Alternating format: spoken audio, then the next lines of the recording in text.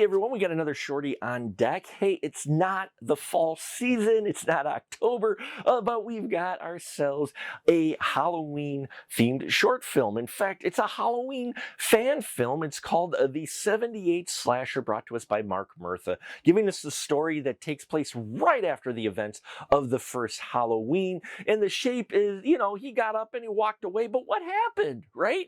Now, we did get a Halloween 2, but this kind of fills in a gap in between. The shape decides to stop by a party and enact a little bit more slasher violence because, why not, right?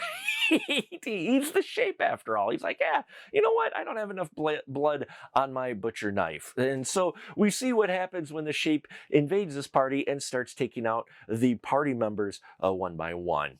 Yeah, I liked a lot of this. I liked the aesthetic that they had for this. It felt like it was within that time period. So they do a very good job of keeping that look, especially with the shape. The shape is actually portrayed by the director, Mark Murtha, and he did an excellent job of making you feel like this is the same character that was in the first Halloween film. So the portrayal as far as the walk and everything and the way the kills are done really felt like it was the shape. So kudos there with getting the killer very accurate, which I think is the most accurate portrayal that you have in this film. Now, the characters that you have are interesting, and the performances, yeah, this is a group of friends making a fan film, so they range from okay to really solid. I think my favorite performance is by Timian Lichtenberg, who plays Mike, the guy who's holding the party at his house.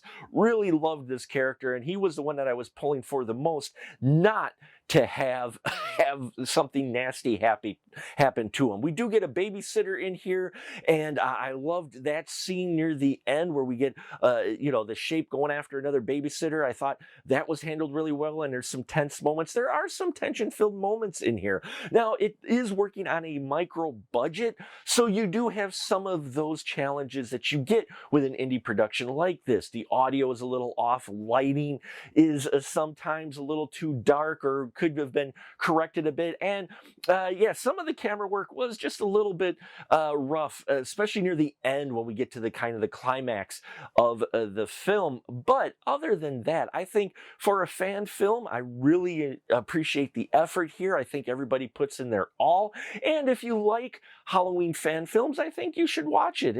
It's worth a watch. It's not that long, and their Dr. Loomis character, especially the costuming they got for the Dr. Loomis character, while the casting may have been a bit off for some folks, I thought the costuming looked the part. He definitely looked the part. So you've got that bonus as well. So thank you so much for listening to me ramble. Please subscribe, like, bells and whistles, and all that. We're trying to get to 3K or more before the end of 2024, and we can only do that with your help. So thank you very much. Until next time, remember, keep that ticket stub.